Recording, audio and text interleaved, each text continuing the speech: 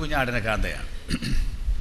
അപ്പോൾ ആ കുഞ്ഞാടിൻ്റെ കാന്തയുടെ കല്യാണം, അത് കഴിഞ്ഞ് ഭൂമിയിലേക്ക് ഇറങ്ങി വരുന്ന ആ രംഗവുമാണ് നമ്മൾ പറഞ്ഞുകൊണ്ടിരുന്നത്. അവിടേക്ക് നമുക്കൊന്നുകൂടെ ഒന്ന് തിരിച്ചു പോയിട്ട് അവർ വന്നിട്ട് എന്താ സംഭവിക്കുന്നത് എന്ന കാര്യത്തെക്കുറിച്ച് അല്പസമയം പരിശോധിക്കാം. 19 അധ്യായത്തിൻ്റെ 6, 7, 8 വാക്യങ്ങൾ വായിക്കാം. അപ്പോൾ വലിയ പുരുഷാരത്തിന്റെ ഘോഷം പോലെയും പെരുവെള്ളത്തിന്റെ ഇരച്ചിൽ പോലെയും തകർത്ത ഇടിമുഴക്കം പോലെയും ഞാൻ കേട്ടത്, ഹല്ലേലൂയ, സർവശക്തിയുള്ള നമ്മുടെ ദൈവമായ കർത്താവ് രാജത്വം ഏറ്റിരിക്കുന്നു. നാം സന്തോഷിച്ച് ഉല്ലസിച്ച് അവന് മഹത്വം കൊടുക്കുക. കുഞ്ഞാടിന്റെ കല്യാണം വന്നുവല്ലോ, അവന്റെ കാന്തയും തന്നെത്താൻ ഒരുക്കിയിരിക്കുന്നു. അവൾക്ക് ശുദ്ധവും ശുഭ്രവുമായ വിശേഷ വസ്ത്രം ധരിപ്പാൻ കൃപ ലഭിച്ചിരിക്കുന്നു. ആ വിശേഷ വസ്ത്രം വിശുദ്ധന്മാരുടെ നീതി പ്രവർത്തികൾ തന്നെ. അവിടെ പറയുന്ന ആ പ്രയോഗങ്ങൾ നോക്കൂ. നാം സന്തോഷിച്ച് ഉല്ലസിച്ച് അവന് മഹത്വം കൊടുക്കുക. കുഞ്ഞാടിന്റെ കല്യാണം വന്നുവല്ലോ, അവന്റെ കാന്തയും തന്നെത്താൻ ഒരുക്കിയിരിക്കുന്നു.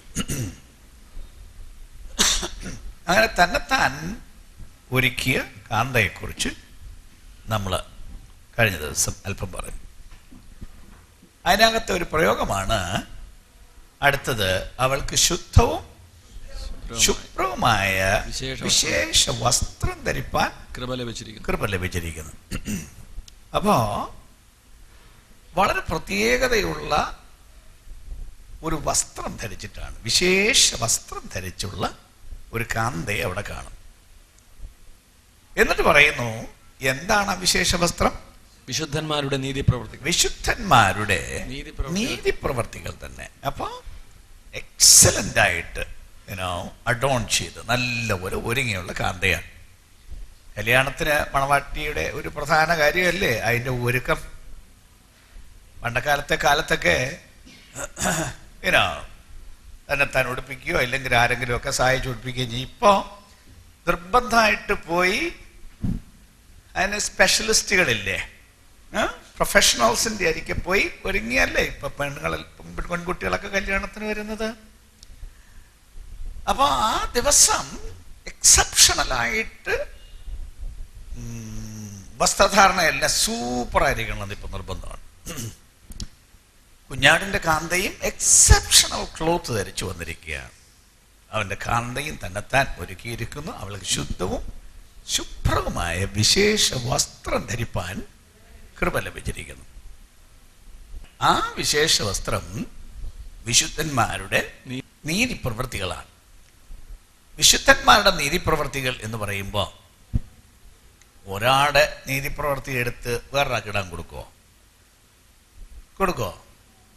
അവരവർക്കല്ലേ കൊടുക്കുകയുള്ളൂ. കുഞ്ഞാടിന്റെ കാന്ത എന്ന് പറയുന്നത് സമൂഹത്തെക്കുറിച്ചല്ലേ പറയുന്നത്, അല്ലാതെ ഒരാളല്ലല്ലോ.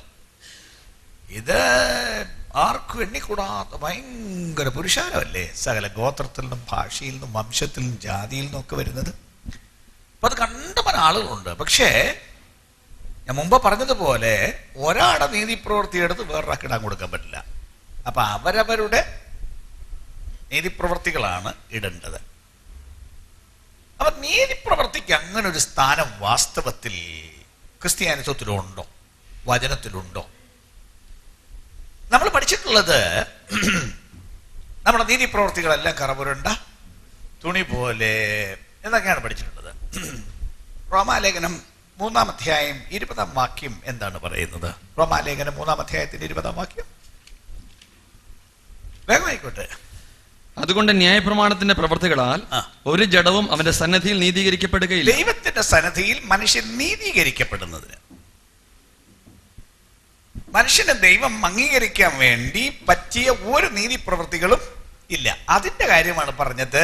എല്ലാം കറപുരണ്ട തുണി പോലെ. ഇപ്പൊ ദൈവത്തെ പ്രസാദിപ്പിക്കാൻ വേണ്ടി ഒരു നല്ല കാര്യം ചെയ്ത് ദൈവത്തിന്റെ പ്രസാദം വാങ്ങാം, അങ്ങനെ രക്ഷ വാങ്ങാം എന്നും പറഞ്ഞു ചെയ്താൽ അതെല്ലാം കറപുരണ്ട തുണി പോലെ ആയിരിക്കുള്ളൂ. ആരും അങ്ങനെല്ലാം വിശുദ്ധമല്ല. ഈ കൈയെല്ലാം അങ്ങനെ ഒത്തിരി വിശുദ്ധമല്ല. ഞാൻ ഇച്ചിരി അക്ഷരാർത്ഥത്തിൽ അങ്ങ് പറയുകയാണ്, നല്ലൊരു മൈക്രോസ്കോപ്പ് വെച്ച് നോക്കണം ഇതിനകത്ത് വല്ല അഴുകുണ്ടോ ഇല്ലയോ എന്ന്. ഈ കണ്ണ് വെച്ച് നോക്കിയാൽ അത്രയും കണ്ടില്ലെന്ന് വരും. പക്ഷെ ഒരു മൈക്രോസ്കോപ്പ് വെച്ച് നോക്കിയാലോ ഇഷ്ടം പോലെ അശുദ്ധി നിങ്ങളുടെ കയ്യിലുണ്ടാവില്ലേ? ദൈവത്തിന്റെ കണ്ണ് എന്തോന്ന് ഭയങ്കരം പൂത കണ്ണാടിയാന്നറിയോ? അപ്പൊ ഇതും കൊണ്ടൊക്കെ ദൈവത്തിന് കൊണ്ടു കൊടുത്താൽ അതുകൊണ്ട് വല്ലതും ശുദ്ധി ഉണ്ടാവോ? നമ്മളെ നീതീകരിക്കാൻ നമ്മുടെ ഒരു നീതിപ്രവൃത്തിയും മതിയായതല്ല. നമ്മുടെ പാപം പോക്കിക്കളയാൻ ഒരു നീതിപ്രവൃത്തിക്കും കഴിയില്ല. പക്ഷേ നീതിപ്രവൃത്തിക്ക് വലിയൊരു സ്ഥാനമുണ്ട്. എഫെസ്യ ലേഖനം 2-ാം അധ്യായത്തിന്റെ 10-ാം വാക്യം, നാം അവന്റെ കൽപ്പനയായി സൽപ്രവർത്തികൾക്കായിട്ട് ക്രിസ്തുയേശുവിൽ സൃഷ്ടിക്കപ്പെട്ടവരാകുന്നു. അപ്പൊ ക്രിസ്തുയേശുവിൽ നമ്മളെ പുതുതായി സൃഷ്ടിച്ചത് എന്തിനാണെന്ന് അവിടെ പറയുകയാണ്. അവന്റെ കൈപ്പണിയായി സൽപ്രവർത്തികൾക്കായിട്ട് നമ്മെ സൃഷ്ടിച്ചിരിക്കുകയാണ്. പ്ലസ് നാം ചെയ്തു പോരേണ്ടതിന് ദൈവം അവ മുന്നൊരുക്കിയിരിക്കുന്നു. അപ്പൊ നീതിപ്രവർത്തികൾ ദൈവം നമുക്കായി മുന്നൊരുക്കിയിരിക്കുകയാണ് നാം ചെയ്യേണ്ടതിന്. അപ്പോ ദൈവത്തിന്റെ പൈതലായി തീർന്നെങ്കിൽ അവര് ജീവിതത്തിൽ സൽപ്രവർത്തികൾ വളരെ പ്രധാനപ്പെട്ട, അതിന് വേണ്ടി നമ്മെ സൃഷ്ടിച്ചിരിക്കുന്നു. സൽപ്രവർത്തിക്ക് വേണ്ടി. അപ്പൊ രക്ഷിക്കപ്പെടാൻ വേണ്ടിയല്ല സൽപ്രവർത്തി. പിന്നെ രക്ഷിക്കപ്പെട്ടവർ സൽപ്രവർത്തികൾക്കായിട്ട് സൃഷ്ടിക്കപ്പെട്ടിരിക്കുകയാണ്. അത് നാം ചെയ്യേണ്ടതുമാണ്. എന്താണ് ഇതിന്റെ പ്രാധാന്യം? മത്തായി സുവിശേഷം 25-ാം അധ്യായം 31 മുതലുള്ള വാക്യങ്ങൾ കേട്ടിട്ടുള്ളതാണ്. എങ്കിലും ഒന്ന് വായിച്ചോളൂ. മത്തായി 25:31 മുതൽ. മനുഷ്യപുത്രൻ തന്റെ തേജസ്സോടെ സകല വിശുദ്ധ ദൂതന്മാരുമായി വരുമ്പോൾ, അവസാന ദിവസം അവൻ വരുമ്പോൾ അവൻ തന്റെ തേജസ്സിന്റെ സിംഹാസനത്തിൽ ഇരിക്കും. സകല ജാതികളെയും അവന്റെ മുൻപിൽ കൂട്ടും. അവൻ അവരെ ഇടയൻ ചെമ്മരിയാടുകളെയും കോലാടുകളെയും തമ്മിൽ വേർതിരിക്കുന്നത് പോലെ വേർതിരിച്ച് ചെമ്മരിയാടുകളെ തന്റെ വലത്തും കോലാടുകളെ ഇടത്തും നിർത്തും. രാജാവ് തന്റെ വലത്തുള്ളവരോട് അരുളി ചെയ്യും, എന്റെ പിതാവിനാൽ അനുഗ്രഹിക്കപ്പെട്ടവരെ, വരുവീൻ, ലോകസ്ഥാപനം മുതൽ നിങ്ങൾക്കായി ഒരുക്കിയിരിക്കുന്ന രാജ്യം അവകാശമാക്കിക്കൊള്ളുവീൻ. എനിക്ക് വിശന്നു, നിങ്ങൾ ഭക്ഷിപ്പാൻ തന്നു. ദാഹിച്ചു, നിങ്ങൾ കുടിപ്പാൻ തന്നു. ഞാൻ അതിഥിയായിരുന്നു, നിങ്ങൾ എന്നെ ചേർത്ത് കൊണ്ടു. നഗ്നനായിരുന്നു, എന്നെ ഉടുപ്പിച്ചു. രോഗിയായിരുന്നു, നിങ്ങൾ എന്നെ കാണുവാൻ വന്നു. തടവിലായിരുന്നു, നിങ്ങൾ എന്റെ അടുക്കൽ വന്നു. അതിന് നീതിമാന്മാർ അവനോട്, കർത്താവേ, ഞങ്ങൾ എപ്പോൾ നിന്നെ വിശന്ന് കണ്ടിട്ട് ഭക്ഷിപ്പാൻ തരികയോ ദാഹിച്ച് കണ്ടിട്ട് കുടിപ്പാൻ തരികയോ ചെയ്തു? ഞങ്ങൾ എപ്പോൾ നിന്നെ അതിഥിയായിട്ട് കണ്ടിട്ട് ചേർത്ത് കൊള്ളുകയോ നഗ്നനായി കണ്ടിട്ട് ഉടുപ്പിക്കുകയോ ചെയ്തു? നിന്നെ രോഗിയായിട്ടോ തടവിലോ എപ്പോൾ കണ്ടിട്ട് ഞങ്ങൾ നിന്റെ അടുക്കൽ വന്നു എന്ന് ഉത്തരം പറയും. രാജാവ് അവരോട്, എൻ്റെ ഈ ഏറ്റവും ചെറിയ സഹോദരന്മാരിൽ ഒരുത്തനെ നിങ്ങൾ ചെയ്തിടത്തോളം എല്ലാം എനിക്ക് ചെയ്തു എന്ന് ഞാൻ സത്യമായി നിങ്ങളോട് പറയുന്നു. എൻ്റെ ഈ ചെറിയ സഹോദരന്മാരിൽ ഒരുത്തന് ചെയ്തതെല്ലാം നിങ്ങൾ എനിക്ക് ചെയ്തതാണ്. കർത്താവ് പറയാണ്, എനിക്ക് വിശന്നു, നിങ്ങൾ എനിക്ക് ഭക്ഷിക്കാൻ തന്നു. എനിക്ക് ദാഹിച്ചു, നിങ്ങൾ എനിക്ക് കുടിക്കാൻ തന്നു. ഞാൻ സുഖമില്ലാതെ കിടന്നു, നിങ്ങൾ എന്നെ കാണാൻ വന്നു. ഞാൻ തടവിലായിരുന്നു, നിങ്ങൾ എന്നെ സന്ദർശിച്ച് എന്നെ ആശ്വസിപ്പിച്ചു. ഒരു പറയാണ്, ഒരിക്കലും അങ്ങനെ സംഭവിച്ചിട്ടില്ലല്ലോ കർത്താവേ, ഒരിക്കൽ പോലും അങ്ങനെ ഞങ്ങളങ്ങനെ കണ്ടിട്ടില്ലല്ലോ, ഞങ്ങൾ വന്ന് ഈ ഒരു സഹായം ചെയ്തിട്ടില്ലല്ലോ. അതിന് മറുപടിയാണ്, എൻ്റെ ഈ സഹോദരന്മാരിൽ ഏറ്റവും ചെറിയവരിൽ ഒരുത്തന്നെ ചെയ്തതെല്ലാം എനിക്ക് ചെയ്തതാണ്. പിന്നെ അവൻ ഇടത്തുള്ളവരോട്, ശപിക്കപ്പെട്ടവരെ, എന്നെ വിട്ട് പിശാചിനും അവന്റെ ദൂതന്മാർക്കും ഒരുക്കിയിരിക്കുന്ന നിത്യാഗ്നിയിലേക്ക് പോകുവീൻ. എനിക്ക് വിശന്നു, നിങ്ങൾ ഭക്ഷിപ്പാൻ തന്നില്ല. ദാഹിച്ചു, നിങ്ങൾ കുടിപ്പാൻ തന്നില്ല. അതിഥിയായിരുന്നു, നിങ്ങൾ എന്നെ ചേർത്ത് കൊണ്ടില്ല. നഗ്നനായിരുന്നു, നിങ്ങൾ എന്നെ ഉടുപ്പിച്ചില്ല. രോഗിയും തടവിലുമായിരുന്നു, നിങ്ങൾ എന്നെ കാണുവാൻ വന്നില്ല എന്നരുളി ചെയ്യും. അതിനവർ, കർത്താവേ, ഞങ്ങൾ നിന്നെ വിശക്കുന്നവനോ ദാഹിക്കുന്നവനോ അതിഥിയോ നഗ്നനോ രോഗിയോ തടവിലോ ആയി എപ്പോൾ കണ്ടു നിനക്ക് ശുശ്രൂഷ ചെയ്യാതിരുന്നു എന്നുത്തരം പറയും. അവൻ അവരോട്, ഈ ഏറ്റവും ചെറിയവരിൽ ഒരുത്തനെ നിങ്ങൾ ചെയ്യാത്തിടത്തോളം എനിക്ക് ആകുന്നു ചെയ്യാഞ്ഞത് എന്ന് ഞാൻ സത്യമായിട്ട് നിങ്ങളോട് പറയുന്നു. പറയാണ്, എനിക്ക് വിശന്നു, നിങ്ങൾ എനിക്ക് ഭക്ഷിക്കാൻ തന്നില്ല. എനിക്ക് വേണ്ട വിധത്തിൽ വസ്ത്രമില്ലായിരുന്നു, നിങ്ങൾ എനിക്ക് ഉടുപ്പ് കൊണ്ട് തന്നില്ല. എനിക്ക് ദാഹിച്ചു, നിങ്ങൾ എന്നെ കാണാൻ വന്നില്ല. സുഖമില്ലായിരുന്നു, നിങ്ങൾ എന്നെ കാണാൻ വന്നില്ല. അപ്പൊ അവര് പറയുകയാണ്, അങ്ങേ ഒരിക്കലും അങ്ങനെ ആൾ കണ്ടിട്ടില്ലല്ലോ. കണ്ടെങ്കിൽ വരാതിരിക്കുവോ? കർത്താവ് കൂടിയ ആളല്ലേ, വരാതിരിക്കുവോ? ഒരിക്കലും അങ്ങനെ വരാതിരിക്കില്ല. അപ്പൊ പറയാണ്, ഈ ഏറ്റവും ചെറിയവരിൽ ഒരുത്തന് ചെയ്യാഞ്ഞതെല്ലാം എനിക്ക് ചെയ്യാഞ്ഞാണ്. വലിയ പ്രധാനപ്പെട്ട കാര്യമാണ്. നമ്മളെ അങ്ങനെ അങ്ങ് ചെറിയവരെ അത്ര അങ്ങോട്ട് മൈൻഡ് ചെയ്യാറില്ല. ഒരു മാതിരി തുല്യരാണെങ്കിൽ അവരെയാണ് നമ്മൾ സാറിന് മൈൻഡ് ചെയ്യുന്നത്. ഈക്വൽസ് ആണെങ്കിൽ പോകും വരും കൂടെ കൂടെ അങ്ങനെ ബന്ധങ്ങളും എല്ലാം ഉണ്ട്. പക്ഷെ നമ്മളെക്കാൾ വളരെ താണവരെന്ന ഏതെങ്കിലും നിലയിൽ, സാമ്പത്തികമായിട്ടോ സാമൂഹ്യമായിട്ടോ ഏതെങ്കിലും തരത്തിൽ അങ്ങനെ താണവർ എന്ന് തോന്നുന്നവരെ നമ്മൾ മൈൻഡ് ചെയ്യാറില്ല. ഭൂമിയിൽ എല്ലാവരുടെയും പ്രശ്നമാണത്. പക്ഷെ കർത്താവ് പറയുകയാണ്, ഏറ്റവും ചെറിയവരിൽ ഒരുത്തന് ചെയ്യാഞ്ഞതെല്ലാം എനിക്കാണ് ചെയ്യാഞ്ഞത്. അപ്പൊ കർത്താവിനെ കണ്ടിട്ട് കൊടുക്കാഞ്ഞതുപോലെയാണത്. കർത്താവിന് വിശന്ന് കണ്ടിട്ട് കൊടുക്കാഞ്ഞതുപോലെയാണ് ആഹാരം ഇല്ലാത്ത ഒരു പാവപ്പെട്ടവന് ആഹാരം കൊടുക്കാഞ്ഞത്. കർത്താവിന് തുണിയില്ലാതെ കണ്ടിട്ട് ഒരു ഉടുപ്പ് കൊടുക്കാഞ്ഞത് പോലെയാണ് ഈ വളരെ ചെറിയവരിൽ ഒരുത്തന് വസ്ത്രം ഇല്ലാതെ കണ്ടിട്ട് മൈൻഡ് ചെയ്യാതെ പോയത്. അവരുടെ പിള്ളേരെ പള്ളിക്കൂടത്തിൽ വിടാൻ ഒരു മാർഗം ഇല്ലാതിരുന്നപ്പോ കണ്ടിട്ട് നമ്മൾ ശ്രദ്ധിക്കുക, നമുക്ക് പോഷായിട്ട് ജീവിക്കാനുണ്ട്, ഇഷ്ടം പോലെ ചെലവാക്കാനുണ്ട്, നമ്മുടെ കാര്യത്തെ നമ്മൾ ചെലവാക്കുന്നുണ്ട്. ഈ പാവപ്പെട്ടവനെ മൈൻഡ് ചെയ്യാഞ്ഞത് കർത്താവിന് ചെയ്യാഞ്ഞത് പോലെയാണെന്ന് കണ്ടില്ലേ? സൽപ്രവൃത്തികളുടെ പ്രാധാന്യം നോക്കി. അപ്പൊ ആ സൽപ്രവൃത്തികൾ ഒരു ഉടുപ്പായിട്ട് ഇടാൻ കൊടുക്കുന്നു. ലൂക്കോസിന്റെ സുവിശേഷം 21 അധ്യായം ആദ്യത്തെ ഒരു 2-3 വാക്യം ഒന്ന് വായിച്ചോളൂ. അവൻ തലപൊക്കി ധനവാന്മാർ ഭണ്ഡാരത്തിൽ വഴിപാട് ഇടുന്നത് കണ്ടു. ദരിദ്രയായ ഒരു വിധവ 2 കാശ് ഇടുന്നത് കണ്ടിട്ട് അവൻ, ഈ ദരിദ്രയായ വിധവ എല്ലാവരെക്കാളും അധികം ഇട്ടിരിക്കുന്നു എന്ന് ഞാൻ സത്യമായി നിങ്ങളോട് പറയുന്നു. എല്ലാവരും തങ്ങളുടെ സമൃദ്ധിയിൽ നിന്ന് അത്രേ വഴിപാടിട്ടത്, ഇവളോ തന്റെ ഇല്ലായ്മയിൽ നിന്ന് തനിക്കുള്ള ഉപജീവനം ഒക്കെയും ഇട്ടിരിക്കുന്നു.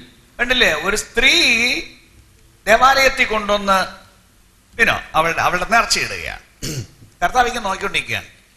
ഇന്നത്തെ ഭാഷയ്ക്ക് പറഞ്ഞാൽ പല ആളുകളും 1000 നോട്ട് ഇടുന്നുണ്ട്, മേ ബി വലിയ വലിയ ചെക്കുകൾ ഇടുന്നുണ്ട്. എല്ലാം കണ്ടു. കർത്താവ് നോക്കിയപ്പോ ഒരു സ്ത്രീ എത്രയാണ്? 2 കാശ്. അപ്പൊ കണ്ടിട്ട് കർത്താവ് പറയാണ്, ഇവളാണ് ഏറ്റവും കൂടുതൽ ഇട്ടത്. കാരണം മറ്റവരെല്ലാം അവരുടെ സമൃദ്ധിയിൽ നിന്ന് ഇഷ്ടം പോലെ ഉണ്ടായിരുന്നു, അതിനകത്ത് 1000 രൂപ ഇട്ടു. അതൊരു വലിയ ബിഗ് ഡീലല്ല അവരെ സംബന്ധിച്ചിടത്തോളം. മേ ബി ഒരു 25,000 ചെക്ക് എഴുതിയിടുക എന്ന് പറഞ്ഞാൽ അവർക്ക് വലിയ പ്രശ്നമായിരിക്കില്ല, കാരണം അവർക്കുണ്ട്. എന്നാൽ ഇവളിട്ടത് ഈ 2 കാശ് എന്ന് പറയുന്നത് ആക്ച്വലി അന്നത്തെ ഒരു കൂലിക്ക് കിട്ടുമ്പോൾ, ഒരു ജോലിക്കാള് പോയാൽ കിട്ടുന്ന കൂലി ഈ 2 പൈസ 2 കാശാണ്. അപ്പൊ അന്ന് കിട്ടിയ ശമ്പളം മുഴുവനാണ് ഇവൾ കൊണ്ടിട്ടിട്ട് പോയത്. ഈ കൂലിപ്പണിക്കാരിക്ക് തലേ ദിവസത്തിന്റെ ബാക്കി ഇരിപ്പില്ലല്ലോ, ഡിപ്പോസിറ്റ്സ് ഒന്നുമില്ല. അപ്പൊ അന്ന് ഇത് കൊണ്ടുവന്നിട്ട് വേണം അവൾക്ക് ആഹാരം വെച്ച് കഴിക്കാൻ, വീട്ടിൽ കുട്ടികൾക്ക് കൊടുക്കാൻ. പക്ഷെ ഇത് ഇവള് കൊണ്ടിട്ടാൽ അന്ന് അവളുടെ വീട്ടിൽ ആഹാരത്തിനുള്ള വക ഇല്ല. അതാണ് അവൾ കൊണ്ടിട്ടത്. അപ്പൊ പറയാണ്, ഇവളാണ് ഏറ്റവും കൂടുതൽ ഇട്ടത്. എല്ലാവർക്കും കൂടി ഒരു കോമൺ ഉടുപ്പിടാൻ കൊടുത്തിരിക്കുകയല്ല. വെളിപ്പാട് പുസ്തകം 22-ാം അധ്യായം 12-ാം വാക്യം കൊണ്ട് വായിച്ചോളൂ. ഞാൻ എന്താണ് പറയുന്നത്? വെളിപ്പാട് പുസ്തകം 22-ാം അധ്യായം 12-ാം വാക്യം. ഇതാ ഞാൻ വേഗം വരുന്നു, ഓരോരുത്തന് അവനവന്റെ പ്രവൃത്തിക്ക് തക്കവണ്ണം കൊടുപ്പാൻ പ്രതിഫലം എന്റെ പക്കലുണ്ട്. ഓരോരുത്തന് അവനവന്റെ പ്രവൃത്തിക്ക് തക്കവണ്ണം കൊടുക്കാൻ, അല്ലാതെ എല്ലാവർക്കും കൂടി ഒരു പൊതു മാനദണ്ഡം അവിടെ വെച്ചിരിക്കുകയല്ല. ഓരോരുത്തരെ നോക്കി അവരെ പരിശോധിച്ച് അവരുടെ പ്രവൃത്തിക്ക് തക്കവണ്ണമാണ് കൊടുക്കുന്നത്. ആ ഉടുപ്പിന്റെ കാര്യം ഇവിടെ വെച്ച് ക്രമീകരിക്കേണ്ട കാര്യമാണ്. ഇവിടെ വെച്ച് ചെയ്ത് എല്ലാം അങ്ങോട്ട് ചെയ്തതും കൊണ്ട് അവിടെ ചെല്ലുമ്പോ ദൈവം നോക്കി വെച്ച് കൊള്ളാമോ ഇല്ലയോ നോക്കി വെച്ച് ദൈവത്തിന്റെ ഒരു സീൽ ഇടിച്ചു കൊടുക്കാതെ പിടിച്ചു, വെരി ഗുഡ്, കൊണ്ടുപോയിട്ടോളാൻ പറയും. അപ്പൊ ആളുകൾ എല്ലാവരും അവിടെ തുല്യരല്ല, ആളുകൾ വ്യത്യസ്തരാണ്. അവിടെ എന്ത് വേണമെന്നുള്ളത് തീരുമാനിക്കേണ്ടത് ഇവിടെ വെച്ചാണ്. ഇവിടുത്തെ പ്രവൃത്തിക്കനുസരിച്ചാണ് അവിടെ ആളുകൾക്ക് നിലയും സ്ഥാനവും എല്ലാം ഉണ്ടായിരിക്കുന്നത്. ആമേൻ, ആമേൻ. അപ്പൊ ഇവിടെ പറഞ്ഞത് കർശനമായി ദൈവത്തിന്റെ ആളുകൾ ബുദ്ധിമുട്ടുള്ളവരെ കണ്ടാൽ അവരെ സഹായിച്ചിരിക്കണം. ക്രിസ്തുവിന് കൊടുക്കുന്നത് പോലെയാണ് ഈ വളരെ പാവപ്പെട്ടവരുടെ സഹായം ചെയ്യുന്നത്. അപ്പൊ ആ ഉടുപ്പ് ഇവിടെ വെച്ച് നെയ്യാൻ ദൈവജനത്തോട് പറയുന്ന ശക്തിയുള്ളൊരു വാക്യമാണ് അത്. അപ്പൊ അവിടെ ചെല്ലുമ്പോ ഓരോരുത്തരുടെ നില അവരുടെ ഉടുപ്പ് കണ്ടാൽ അറിയാം, ഈസിലി റെക്കഗ്നൈസബിൾ. അപ്പൊ ഓരോരുത്തരുടെ റാങ്ക് നിർണയിക്കുന്നത് അവരുടെ ഉടുപ്പൊക്കെ നോക്കിയാണ്. ഇവിടെ കണ്ടില്ലേ, പോലീസ് ഉദ്യോഗസ്ഥന്റെ റാങ്ക് നോക്കുന്നത് തോള കാണുന്ന സ്റ്റാറിന്റെ വെളിച്ചത്തിലല്ലേ എന്ന് പറയുന്നത് പോലെ അവിടുത്തെ ഉടുപ്പാണ്, സ്പെഷ്യൽ ഉടുപ്പ് ഓരോരുത്തർക്ക്. അപ്പൊ ഒന്ന് ആലോചിച്ച് നോക്കിയേ, എന്തുമാത്രം നല്ല ഉടുപ്പ് ഇതുവരെ തുന്നിയിട്ടുണ്ടെന്ന് ആലോചിച്ച് നോക്കൂ. നീതിയുടെ അങ്കി എന്നും പറഞ്ഞ് പൊതുവെ ഒരു ഉടുപ്പ് ഇട്ടുകൊണ്ട് മാത്രം ചെല്ലാൻ തയ്യാറാകാതെ ഒന്നാം തരം ഒരു വസ്ത്രം നെയ്തോണം. അത് ഇതുവരെ കാര്യമായിട്ട് നെയ്യാൻ പറ്റിയില്ലെങ്കിൽ ഇനി ഉള്ള കാലത്തെങ്കിലും ഒന്നാം തരം വസ്ത്രം നെയ്യണം. അതിന്റെ അർത്ഥം പാവപ്പെട്ടവനെ കണ്ടാൽ അവരെ കാര്യത്തിന് സഹായിക്കണം. കണ്ടാൽ എന്ന് പറഞ്ഞാൽ നമ്മുടെ കണ്ണിന് മുമ്പിൽ ഇഷ്ടം പോലെ ഉണ്ടല്ലോ, ഇല്ലേ? സ്കൂളിൽ കുട്ടികളെ വിടാൻ നിർവാഹം ഇല്ലാത്തവരില്ലേ? ആഹാരം വേണ്ട വിധത്തിൽ ഇല്ലാത്തവരില്ലേ? നമ്മളെപ്പോലെ വസ്ത്രം ഉടുക്കാൻ മാറി മാറി ഉടുക്കാൻ ഇല്ലാത്തവരില്ലേ? ഇതെല്ലാം കണ്ടിട്ട് കണ്ണടച്ചു പോകാതെ ദൈവത്തിന്റെ ആളുകൾ ഇതിന് മുഴുവനും റെസ്പോണ്ട് ചെയ്യേണ്ടവരും പാവപ്പെട്ടവരെ സഹായിക്കേണ്ടവരുമാണ്. നമ്മെ സൽപ്രവർത്തികൾക്കായി സൃഷ്ടിച്ചു. അവ സൽപ്രവർത്തികൾക്ക് നമുക്കായി ദൈവം മുന്നൊരുക്കി വെച്ചിരിക്കുന്നു. അവിടെ ചെല്ലുമ്പോൾ നല്ല ഉടുപ്പിടാൻ വേണ്ടി. ചിലരാണെങ്കിൽ ദശാംശം പോലും നേരെ രൂപ കൊടുക്കാത്തവരാ. ചിലർ പറയാൻ കൊടുക്കാനില്ല, ഉണ്ടെങ്കിലല്ലേ കൊടുക്കാൻ പറ്റുള്ളൂ. ദൈവം എന്താ പറഞ്ഞത്? ഇല്ലാത്തത് കൊണ്ട് വന്ന് പറഞ്ഞോ? പിന്നെന്താണ് പറഞ്ഞത്? 10 എന്നല്ലേ പറഞ്ഞോളൂ, അത്രയല്ലേ പറഞ്ഞോളൂ. അപ്പൊ പിന്നെ ഇല്ല എന്ന വാക്ക് ഇവിടുന്ന് വന്നു. ചില പാസ്റ്റർമാർ പറഞ്ഞു കളയും, ഈ ഞങ്ങൾ നേതാക്കന്മാരോടൊക്കെ പറഞ്ഞു കളയും, അയ്യോ സാറേ അവരുടെ ഒന്നുമില്ല, വെറും പാവപ്പെട്ടവരാ, അവർക്ക് കാര്യം ശരിയാവണമെങ്കിൽ, ഇവർക്ക് വല്ല ഉണ്ടാകണമെങ്കിൽ ഈ പുസ്തകം പറഞ്ഞ കാര്യം പാലിച്ചു വെക്കത്തുള്ളൂ. ഇല്ലെന്നും പറഞ്ഞിരുന്നാൽ എന്നും ഇല്ലെന്നും പറഞ്ഞിരിക്കും. 10 കൊടുത്തു നോക്കൂ. ദൈവമാണ് പറയുന്നത്, you try me, you try me. കുഞ്ഞാടിന്റെ കാന്ത ഇറങ്ങി വരുന്നു, അതല്ലേ നമ്മൾ പറഞ്ഞത്? ദേ ഇവിടെ കുഞ്ഞാടും അവനോടുകൂടെ അവന്റെ കാന്തയും ഇറങ്ങി വരുന്ന കാര്യമാണ് നമ്മൾ പറഞ്ഞത്. അവർ ഭൂമിയിലേക്ക് വരുന്നു. 20-ാം അധ്യായം 1 മുതൽ 3 വരെയുള്ള വാക്യം വേഗം വായിച്ചോളൂ. അതിപ്പോ നമ്മൾ വ്യാഖ്യാനിക്കില്ല, അത് വേറൊരു പാഠത്തിന്റെ കൂടെ പോകുന്നതാണ്. അനന്തരം ഒരു ദൂതൻ അഗാധത്തിന്റെ താക്കോലും ഒരു വലിയ ചങ്ങലയും കയ്യിൽ പിടിച്ചുകൊണ്ട് സ്വർഗത്തിൽ നിന്ന് ഇറങ്ങുന്നത് ഞാൻ കണ്ടു. സ്വർഗത്തിൽ നിന്ന് കുഞ്ഞാടിന്റെ കാന്തയും ജനവും കൂടെ ഇവിടെ ഭൂമിയിൽ വരികയാണ്. എവിടുന്ന് പോയോ അവിടേക്ക് വരും. എവിടുന്നാണ് പോയത്? ഒരു മലയിൽ നിന്നല്ലേ പോയത്, അവിടേക്ക് തന്നെ വരും. ഓക്കെ. അവൻ പിശാചും സാത്താനും എന്നുള്ള പഴയ പാമ്പായ മഹാസർപ്പത്തെ പിടിച്ച് 1000 ആണ്ടേക്ക് ചങ്ങലയിട്ടു. ഇയാളെ വന്ന ഉടനെ പിടിച്ച് 1000 ആണ്ടേക്ക് ചങ്ങലയിട്ടു. എന്നിട്ട് 1000 ആണ്ട് കഴിയുവോളം ജാതികളെ വഞ്ചിക്കാതിരിപ്പാൻ അവനെ അഗാധത്തിൽ തള്ളിയിട്ട് അടച്ചുപൂട്ടുകയും മീതെ മുദ്രയിടുകയും ചെയ്തു. ഇയാളെ പിടിച്ച് ജയിലിൽ ഇട്ടു 1000 ആണ്ടേക്ക്. എന്തിന്? ജാതികളെ വഞ്ചിക്കാതിരിക്കാൻ എന്ന് പറഞ്ഞാൽ മനുഷ്യരെ കൊണ്ട് മുഴുവൻ പാപം ചെയ്യിക്കുന്ന ഈ പുള്ളിയാണ്. എന്നാൽ യേശുക്രിസ്തു ഇവിടെ രാജാവായി ഭരിക്കാൻ വരുന്ന കാലത്ത് ആരും പാപം ചെയ്യാൻ പാടില്ല. അതിന് ഓരോരുത്തരുടെ മേൽ നടപടി എടുക്കേണ്ട കാര്യമൊന്നുമില്ല. പാപത്തിന്റെ കാരണക്കാരനായി ഇയാളെ പിടിച്ച് പൂട്ടിയാൽ പിന്നെ ആർക്കും പാപം ചെയ്യാൻ പറ്റത്തില്ല. ഇയാളാണ് നടന്ന് എല്ലാവരെ കൊണ്ടും ചെയ്യിക്കുന്നത്. അതുകൊണ്ട് ഇയാളെ പിടിച്ചൊരു 1000 ആണ്ടയ്ക്ക് ചങ്ങലയിട്ട് പൂട്ടും. ഓക്കെ. ഞാൻ ഇന്നത്തെ ഭാഷയ്ക്ക് അങ്ങ് പറയാം, ഇയാളാണ് പ്രതിപക്ഷ നേതാവ്. ഹലോ, യേശുവല്ലേ ഭരിക്കാൻ വരുന്നത്. ഇതിന് വിപരീതക്കാരനാരാണ്? പണ്ട് തൊട്ടിൽ അയാളല്ലേ ഭരിച്ചു വരുന്നത്. അയാൾ ഇത്രയും കാലം കൈവച്ച് ഭരിച്ചുകൊണ്ടിരുന്നല്ലേ. അപ്പോ യേശു ഭരിക്കുന്ന കാലത്ത് ഇയാൾ പ്രതിപക്ഷം. യേശുവിന്റെ ഭരണത്തിൽ പ്രതിപക്ഷം ഇല്ല.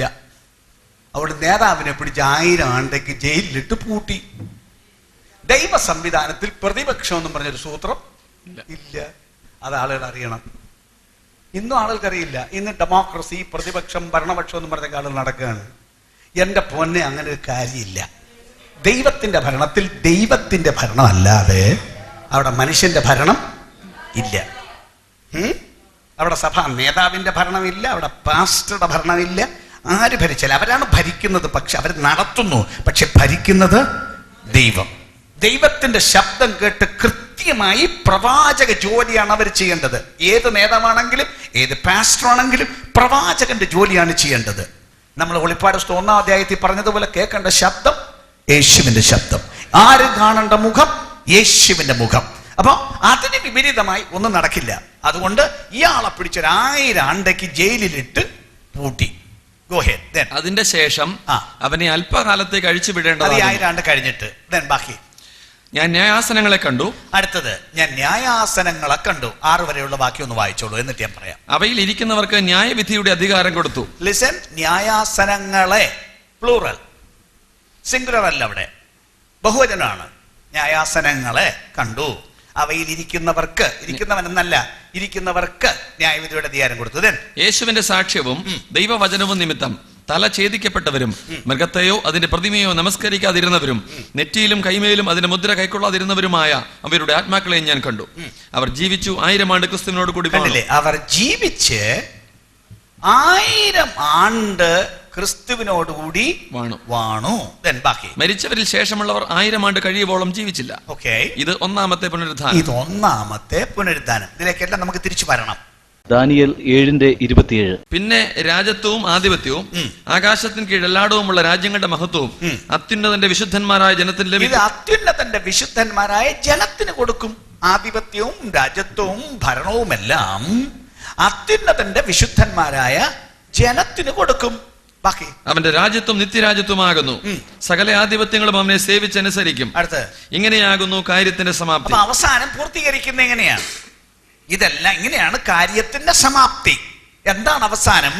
ഈ രാജ്യങ്ങളും ആധിപത്യങ്ങളും എല്ലാം അത്യുന്നതന്റെ വിശുദ്ധന്മാരായ ജനത്തിന് വരും. അപ്പൊ ഭരിക്കേണ്ടത് ദൈവത്തിന്റെ ജനമാണ്. നമ്മൾ ഉൽപ്പത്തി പുസ്തകം 1-ാം അധ്യായം 28-ാം വാക്യം പറഞ്ഞത് ഓർമ്മയുണ്ടോ? എന്താണ് ഉൽപ്പത്തി പുസ്തകം 1-ാം അധ്യായം 28-ാം വാക്യം? മനുഷ്യനെ ഉണ്ടാക്കി തോട്ടത്തിലാക്കിയിട്ട് പറഞ്ഞു എന്താണ്? സകല ജീവജന്തു നിങ്ങൾ ഇതിനെല്ലാം അടക്കി മൃഗങ്ങളുടെ മേലും പക്ഷികളുടെ മേലും സകല ഭൂചര ജന്തുക്കളുടെ മേലും വാഴുവേ. വാഴാൻ വേണ്ടിയാണ് മനുഷ്യനെ ഉണ്ടാക്കിയത്. പാപം നിമിത്തം അതെല്ലാം കൈവിട്ടു പോയി, പിശാച് മുഴുവൻ പിടിച്ചെടുത്തു. അപ്പൊ തിരിച്ച് നമ്മളെ കൊണ്ടുവരുമ്പോഴും വീണ്ടെടുപ്പിന്റെ പാട്ടിന്റെ ഒരു ഭാഗം എന്താണ്? ആദ്യത്തെ ഭാഗം, നീ ഞങ്ങളെ വിലയ്ക്ക് വാങ്ങി, ഞങ്ങളുടെ ദൈവത്തിന് രാജ്യവും പുരോഹിതന്മാരും ആക്കി. മൂന്നാമത്തെ ഭാഗം, ഞങ്ങൾ ഭൂമിയിൽ വാഴും. അപ്പൊ വീണ്ടെടുപ്പിന്റെ പൂർത്തീകരണം വാഴ്ചയോടുകൂടെയാണ്. അപ്പൊ ഇവിടെയും എന്താണ് പറഞ്ഞിരിക്കുന്നത്? അവർ ദൈവത്തിനും ക്രിസ്തുവിനും പുരോഹിതന്മാരായി 1000 ആണ്ട് വാഴും. അപ്പൊ ഒരു വാഴ്ചയിലേക്കാണ് നമ്മൾ പോകേണ്ടത്. ദൈവത്തിനും ക്രിസ്തുവിനും പുരോഹിതന്മാരായി, രാജാക്കന്മാരായി 1000 ആണ്ട് വാഴ്ച. യേശു അക്ഷരാർത്ഥത്തിൽ 1000 ആണ്ട് ഭൂമിയിൽ വാഴും. വരുമ്പോഴേ ഇങ്ങോട്ട് ഇറങ്ങി വരുന്നു, വന്നിട്ട് 1000 ആണ്ട് രാജാവായിട്ട് വാഴാൻ പോവുകയാണ്. യേശു ലോകത്തെ അക്ഷരാർത്ഥത്തിൽ ഭരിക്കും. അത് മറ്റേത് പറയുമ്പോൾ ബാക്കി ഞാൻ പറഞ്ഞോളാം. എന്നാൽ അന്ന് യേശു ഭരിക്കും എന്ന് പറയുമ്പോൾ പോലും യേശുവിന്റെ കീഴിൽ ഭരണങ്ങളുണ്ട്. ദൈവത്തിന്റെ അഡ്മിനിസ്ട്രേറ്റീവ് സിസ്റ്റം ഭയങ്കര എലാബറേറ്റ് സിസ്റ്റമാണ്. അപ്പൊ ദൈവം ഒരാൾ ഭരിക്കുന്നു എന്ന് മാത്രമല്ല, ഡിപ്പാർട്ട്മെന്റലൈസ് ചെയ്ത് ആളുകൾ കൊടുത്തിട്ടുണ്ട്. ഓരോരോ ദേശങ്ങൾക്ക് ഭരണമുണ്ട്. അതെല്ലാം സ്വർഗീയ കാര്യങ്ങളുടെ ഒരു നിഴലാണ് ഭൂമിയിൽ കാണുന്നത്. അപ്പൊ ദൈവത്തിന്റെ ജനം അക്കാലത്ത് രാജാക്കന്മാരായി ഭരിക്കേണ്ടതാണ്. അതിനാണ് നമ്മൾ വരുന്നത്. ഓക്കെ, രാജാക്കന്മാരായി ഭരിക്കേണ്ടതാണ്. ഇനി ചില വാക്കുകൾ ഒന്നുകൂടെ വായിച്ച് മച്ചതിലേക്ക് വരാം. ഞാൻ ന്യായാസനങ്ങളെ കണ്ടു. കണ്ടില്ലേ? ഞാൻ ന്യായാസനങ്ങളെ കണ്ടു. അവയിൽ ഇരിക്കുന്നവർക്ക് ന്യായവിധിയുടെ അധികാരം കൊടുത്തു. ആരാണ് അന്ന് ഭൂമിയെ വിധിക്കാൻ വരുന്നത്? നമ്മൾ നേരത്തെ പറഞ്ഞിട്ടുണ്ടല്ലോ. 1 കൊരിന്ത്യർ 6:2 നിങ്ങൾ ദൂതന്മാരെ വിധിക്കുമെന്ന് അറിയുന്നില്ലേ? 3:6-2 നിങ്ങൾ ലോകത്തെ വിധിക്കുമെന്ന് വിധിക്കും. 6:3 നിങ്ങൾ ദൂതന്മാരെ വിധിക്കും. മത്തായി 19:28 ശിഷ്യന്മാരോട് പറയുന്നു, നിങ്ങൾ 12 സിംഹാസനങ്ങളിൽ ഇരുന്ന് ഇസ്രായേൽ ഗോത്രം 12-നെയും ന്യായം വിധിക്കും. കണ്ടില്ലേ? ലോകത്തെ വിധിക്കും. 12 ഗോത്രങ്ങളെ ന്യായം വിധിക്കും. പാപം ചെയ്ത ദൂതന്മാരെ വിധിക്കും. അപ്പൊ ജഡ്ജസ് ആയിട്ടാണ് ആദ്യത്തെ റോള് കാണുന്നത്. ജഡ്ജസ് ആയിട്ട്. അപ്പൊ അങ്ങനെയുള്ള റാങ്കിലേക്കാണ് അവരെ കൊണ്ടുവരുന്നത്. ഓക്കെ, അവര് വിധിക്കും. യേശുവിന്റെ സാക്ഷ്യവും ദൈവവചനവും നിമിത്തം തല ഛേദിക്കപ്പെട്ടവരും മൃഗത്തെയോ അതിന് പ്രതിമയോ നമസ്കരിക്കാതിരുന്നവരും നെറ്റിയിലും കൈമേലും അതിന് മുദ്ര കൈക്കൊള്ളാതിരുന്നവരുമായവരുടെ ആത്മാക്കളെയും ഞാൻ കണ്ടു. അവർ ജീവിച്ചു 1000 ആണ്ട് ക്രിസ്തുവിനോട് കൂടി വാണു. ഇവിടെ വെച്ചൊരു കൂട്ടർ സ്വർഗത്തിലേക്ക് പോയല്ലോ, ഉയർത്തെഴുന്നേറ്റല്ലോ. യേശു കാഹളധ്വനിയുമായി വന്നപ്പോഴേ ക്രിസ്തുവിൽ മരിച്ചവർ മുമ്പേ ഉയർത്തെഴുന്നേറ്റു. പിന്നെ ജീവനോടെ ശേഷിക്കുന്നവർ രൂപാന്തരപ്പെട്ട ആകാശത്തിൽ കർത്താവിനെതിരേൽപ്പാൻ മേഘങ്ങളിൽ എടുക്കപ്പെട്ടു. കണ്ടില്ലേ അവര് പോയത്? ഏതാണ്ട് ഇവിടെ ആയപ്പോഴ് നമ്മളൊരു 144,000 പേർ 7-ാം അധ്യായത്തിൽ ഭൂമിയിൽ അവരെ മുദ്രയിട്ടവരെ കണ്ടു. 14-ാം അധ്യായം വന്നപ്പോൾ അവരെ എവിടെ കണ്ടു? സ്വർഗത്തിൽ സിയോൻ മലയിലല്ലേ അവരെ കണ്ടത്. അപ്പൊ അവര് പോയി. പിന്നെ വേറെ പല ഗ്രൂപ്പുകൾ പോയിട്ടുണ്ട്. എന്നാൽ യേശു ഭൂമിയിലേക്ക് ഇറങ്ങി വരുന്ന ഈ സമയം എന്ത് സംഭവിക്കുമെന്ന് പറയുകയാണ്. എന്താ വായിച്ചത്? മൃഗത്തെയോ അതിന് പ്രതിമയോ നമസ്കരിക്കാതിരുന്നവരും നെറ്റിയിലും കൈമേലും അതിന് മുദ്ര കൈക്കൊള്ളാതിരുന്നവരുമായവരുടെ ആത്മാക്കളെയും ഞാൻ കണ്ടു. അതായത് ഇവിടെ പോയതിന്റെ ബാക്കി, അന്ന് പോകാൻ തയ്യാറില്ലാത്ത കുറെ ആളുകൾ, ഇവിടെ വെച്ചൊരു കൂട്ടം വലിയ ജനം വിശ്വാസത്തിലേക്ക് വരുന്നതായിട്ട് നമ്മൾ കണ്ടല്ലോ. അവർ അറുക്കപ്പെട്ടുവെന്നും യാഗപീഠത്തിന്റെ കീഴിൽ അവരുടെ ആത്മാക്കളെ കണ്ടുവെന്നും ഒക്കെ 5ാമത്തെ മുദ്ര പൊട്ടിച്ചപ്പോൾ നമ്മൾ കണ്ടില്ലേ? അങ്ങനെ ആളുകൾ വിശ്വാസത്തിലേക്ക് വന്നൊരു സംഘം ഇവിടെയുണ്ട്. പക്ഷെ അവരെല്ലാം കൊല്ലപ്പെട്ടു. ഈ മൃഗത്തെ നമസ്കരിക്കാൻ പറഞ്ഞു, അവർ നമസ്കരിച്ചില്ല. അതിന്റെ മുദ്രയേക്കാൻ പറഞ്ഞു, അവർ അതിന് വഴങ്ങിയില്ല. അവർ ദൈവത്തോട് കൂറു പുലർത്തി ജീവിച്ചവരാണ്, അതുകൊണ്ട് അവരെ കൊന്നു. അവരെല്ലാവരും ഇവിടെ ആയപ്പോൾ എന്ത് സംഭവിച്ചു? അവർ ജീവിച്ചു. അപ്പൊ യേശു സ്വർഗത്തിൽ നിറങ്ങി വരുമ്പോ ഒരു പുനരുത്ഥാനത്തിന്റെ സമയമാണ്. ഈ ഭൂമിയിലേക്ക് വന്ന് പാദം ചവിട്ടുമ്പോഴത്തേക്കും മരിച്ച സകല വിശുദ്ധന്മാരും, സഭയല്ല ബാക്കി, മരിച്ച സകല വിശുദ്ധന്മാരും ആ സമയത്ത് ഉയർക്കും. യേശുവിനെ നോക്കി കാത്തിരുന്ന ഇവൻ പഴയ നിയമത്തിലെ ആളുകളും ഈ മഹോപദ്രവകാലത്തെ ആളുകളും മുഴുവൻ പേരും ഇവിടെ വെച്ച് ഉയർത്തെഴുന്നേൽക്കും. എന്നിട്ട് പറയുന്നത് എന്താണ്? അവർ ജീവിച്ച് 1000 ആണ്ട് അങ്ങോട്ടങ്ങ് പ്രവേശിക്കുക, ജീവിച്ച് ഇങ്ങോട്ട് പ്രവേശിക്കുക. അപ്പൊ സ്വർഗത്തിൽ നിന്ന് ഇറങ്ങി വരുന്ന ഒരു സംഘമുണ്ട്, ഇവിടുന്ന് ഉയർത്തെഴുന്നേറ്റ് ഇങ്ങോട്ട് പ്രവേശിക്കുന്ന ഒരു സംഘമുണ്ട്. മാത്രമല്ല, ഈ ഭൂമിയിൽ ഈ മഹോപദ്രവ കാലത്ത് ദൈവത്തെ വിശ്വസിക്കാതെ കുറച്ചു പേര് ശേഷിച്ചിട്ടുണ്ട്. ന്യായവിധികൾ സർവൈവ് ചെയ്ത് കുറച്ചു പേര് അവശേഷിച്ചിട്ടുണ്ട്. അവരും ഇങ്ങോട്ട് പ്രവേശിക്കുകയാണ്. അപ്പൊ അന്ന് അവരാണ് ഇവിടുത്തെ പബ്ലിക്. ആര്? രക്ഷിക്കപ്പെടാതെ ദൈവത്തെ സേവിക്കാതെ മഹോപദ്രവത്തിലെ കഷ്ടവും അതിജീവിച്ച് ഇവിടെ വന്ന ഒരു കൂട്ടം ജനം, അവരിവിടുത്തെ പബ്ലിക്. എന്നാൽ സ്വർഗത്തിലേക്ക് പോയ ജനം മടങ്ങി വരുന്നു, അവരിവിടെ വരാനുള്ളവർ. ഇവിടെ ഉയർത്തെഴുന്നേറ്റ് വരുന്നവർക്കും അവിടെ കുറെ സ്ഥാനങ്ങളുണ്ട്. ഓക്കെ, അപ്പൊ അങ്ങനെ ഇവിടെ അക്ഷരാർത്ഥത്തിൽ 1000 ആണ്ട് ഭരണം നടക്കും. എങ്കിലും ചില വാക്കുകൾ കൂടെ അവിടെ ആയിരുന്നു ക്ലാരിഫൈ ചെയ്യാം. ആ വാക്യം ഒന്നുകൂടെ വായിക്കൂ. 4 മുതൽ. ഞാൻ ന്യായാസനങ്ങളെ കണ്ടു, അവയിൽ ഇരിക്കുന്നവർക്ക് ന്യായവിധിയുടെ അധികാരം കൊടുത്തു. കണ്ടില്ലേ? ന്യായവിധിയുടെ അധികാരം കൊടുത്തു യേശുവിന്റെ. അപ്പൊ അവർക്ക് എന്തുമാത്രം അധികാരങ്ങൾ ഉണ്ട് എന്ന് നിർണയിക്കപ്പെട്ടിരുന്നു. ഓരോരുത്തർക്ക് ഡിഫറെന്റ് റോൾസ് ആണ്, അധികാരങ്ങളാണ്. അപ്പൊ അത് നിർണയിച്ചാണ് വരുന്നത്. ഇവര് കുറച്ച് നാളങ്ങ് മേളിലായിരുന്നല്ലോ. ഇവിടുന്ന് പോയ ഈ കൂട്ടര് അങ്ങ് മേളിലായിരുന്നു. മേളിൽ നിന്ന് താഴേക്ക് ഇറങ്ങി വരുന്നതിന് മുമ്പ് ഭൂമിയിൽ വരുമ്പോൾ അവർക്കുള്ള അധികാരങ്ങൾ എന്തെല്ലാം എന്ന് നിർണയിക്കപ്പെട്ടിരുന്നു. ഓർമ്മയുണ്ടോ? 2 കൊരിന്ത്യർ 5-ാം അധ്യായത്തിന്റെ 10-ാം വാക്യം, റോമാലേഖനം 14-ാം അധ്യായത്തിന്റെ അവനവൻ ശരീരത്തിലിരിക്കുമ്പോൾ വായിച്ചോളൂ. അവനവൻ ശരീരത്തിലിരിക്കുമ്പോൾ ചെയ്തത് നല്ലതാകിലും തീയതാകിലും അതിന് തക്കവണ്ണം പ്രാപിക്കേണ്ടതിന് നാം എല്ലാവരും ക്രിസ്തുവിന്റെ ന്യായാസനത്തിന് മുൻപാകെ വെളിപ്പെടേണ്ടതാകുന്നു. എല്ലാവരും ക്രിസ്തുവിന്റെ ന്യായാസനത്തിന്റെ മുൻപാകെ വെളിപ്പെടേണ്ടതാണ്. റോമർ 14:10 മുതൽ 12 വരെ. എന്നാൽ നീ സഹോദരനെ വിധിക്കുന്നത് എന്ത്? അല്ല, നീ സഹോദരനെ ധിക്കരിക്കുന്നത് എന്ത്? നാം എല്ലാവരും ദൈവത്തിന്റെ ന്യായാസനത്തിന് മുൻപാകെ നിൽക്കേണ്ടി വരും. എന്നാണ് എല്ലാവരും ദൈവത്തിന്റെ ന്യായാസനത്തിന്റെ മുൻപാകെ നിൽക്കേണ്ടി വരും. എന്നാണ് എന്റെ മുൻപിൽ എല്ലാ മുഴങ്കാലും മടങ്ങും, എല്ലാ നാവും ദൈവത്തെ സ്തുതിക്കുമെന്ന് കർത്താവ് അരുളി ചെയ്യുന്നു എന്ന് എഴുതിയിരിക്കുന്നുവല്ലോ. ആകയാൽ നമ്മിൽ ഓരോരുത്തൻ ദൈവത്തോട് കണക്ക് ബോധിപ്പിക്കേണ്ടി വരും. നമ്മിൽ ഓരോരുത്തൻ ദൈവത്തോട് കണക്ക് ബോധിപ്പിക്കേണ്ടി വരും. ദൈവത്തിന്റെ ന്യായാസനത്തിന്റെ മുൻപാകെ നിൽക്കേണ്ടി വരും. ഓരോരുത്തൻ ദൈവത്തോട് കണക്ക് ബോധിപ്പിക്കേണ്ടി വരും. അപ്പൊ ഈ കാലം കണക്ക് കൊടുക്കേണ്ടി വരുന്ന ഒരു കാലമാണ്. ദൈവത്തിന്റെ ആളുകൾ നമ്മള് അല്ല അങ്ങോട്ട് പറന്നു പോകുന്നു, തിരിച്ച് പറന്നിങ്ങോട്ട് വരുന്നു, അങ്ങ് വലിയ കാര്യം സാധിക്കുന്നതല്ല. ഇതിനിടയ്ക്ക് ഒത്തിരി പ്രോസസ് ഉണ്ട്. ഇവിടുത്തെ ജീവിതത്തെ മുഴുവൻ വിലയിരുത്തുന്നൊരു കാലമുണ്ട്. ഓരോ കാര്യത്തിനും കണക്ക് പറഞ്ഞ് ഓരോരുത്തൻ അവനവന്റെ പ്രവൃത്തിക്ക് തക്കവണ്ണാണ് കൊടുക്കേണ്ടത്. അപ്പൊ അത് എന്തെല്ലാം കൊടുക്കാനുണ്ടെന്ന് വിധിക്കണം, അസൈൻ ചെയ്യണം. അപ്പൊ ഇവിടെ വന്നപ്പോ അവർക്ക് ന്യായവിധിയുടെ അധികാരം കൊടുത്തു എന്ന് പറയുമ്പോ ഓരോരുത്തർക്ക് എന്തും മാത്രം അധികാരമുണ്ടോ നിർണയിക്കപ്പെട്ടിരുന്നു. നിർണയിക്കപ്പെട്ടിട്ടാണ് അവരിവിടെ വന്നത്. അങ്ങനെ ആളുകൾ പെട്ടെന്ന് കയറി ധരിച്ചരുത്, നമ്മളങ്ങോട്ട് പോകും ഇങ്ങോട്ട് വരും എല്ലാം കൂടെ കയറി ഭരിക്കും. അങ്ങനൊന്നുമല്ല. ഭരിക്കുന്നതിനൊക്കെ എന്റെ ക്രമമുണ്ട്. വാക്യം കൃത്യം ഓർത്തോണം. ഓരോരുത്തൻ അവനവന്റെ പ്രവർത്തിക്ക് തക്കവണ്ണം കൊടുക്കേണ്ടതിന് പ്രതിഫലം എന്റെ പക്കൽ ഉണ്ട് എന്നാണ് വാക്യം. ലൂക്കോസിന്റെ സുവിശേഷം 19-ാം അധ്യായം 11 മുതലുള്ള വാക്യങ്ങൾ ഒന്ന് വായിച്ചേക്കാം.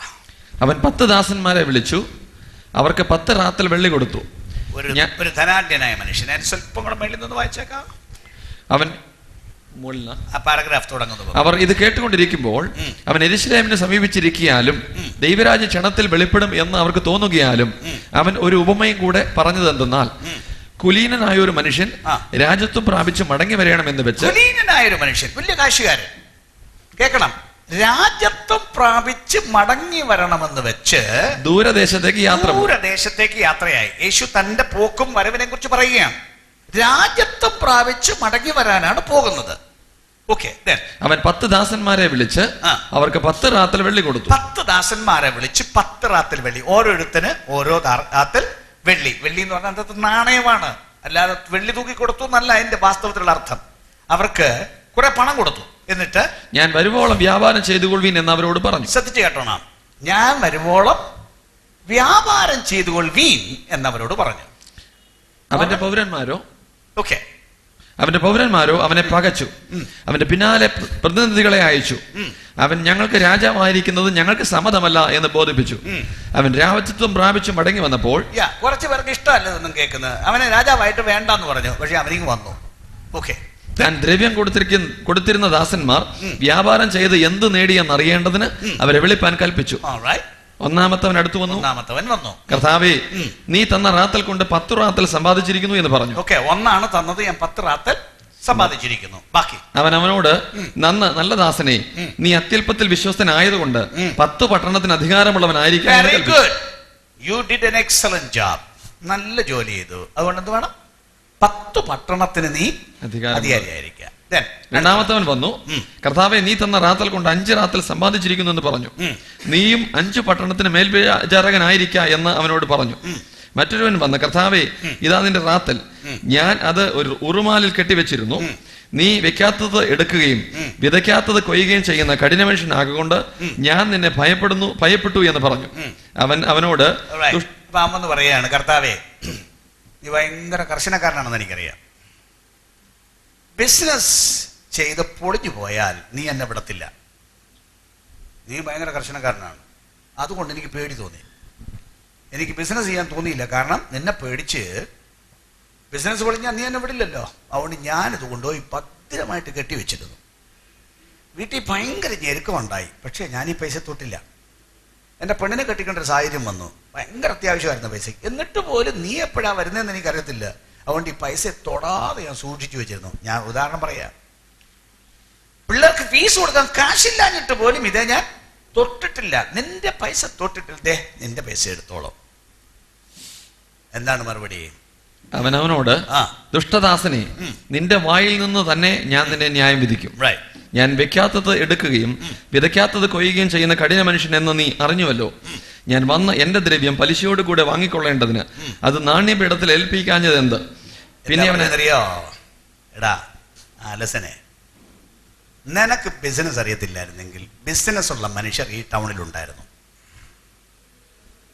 എന്റെ പൈസ അവിടെ കൊടുത്തിരുന്നെങ്കിൽ ഞാൻ പലിശ സഹിതം എന്റെ കാശ് വാങ്ങിച്ചിരുന്നു. നിന്നെ കച്ചവടം ചെയ്യാൻ അറിയത്തില്ലെങ്കിൽ പൈസ കൊണ്ട് കച്ചവടം ചെയ്യുന്ന ആളുകളില്ലേ? ഇപ്പോഴത്തെ ഭാഷ പറയണോ? ബ്ലേഡുകാരില്ലേ? നമ്മുടെ ഇന്നത്തെ ഭാഷ. അവരുടെ കൈ കൊടുത്തിരുന്നെങ്കിൽ പലിശക്ക് പണം വാങ്ങി കച്ചവടം ചെയ്യുന്നവരില്ലേ? ബാങ്കേഴ്സ് ഇല്ലേ? നിങ്ങൾ അങ്ങോട്ട് കൊടുത്തിരുന്നെങ്കിൽ ഞാൻ എന്റെ പണം പലിശയോടുകൂടെ വാങ്ങിച്ചേരെ. നിന്റെ കൈ കെട്ടിവെച്ചേക്കാൻ തന്ന അല്ലിത്. എനിക്ക് കുറഞ്ഞ പക്ഷം പലിശ വേണം.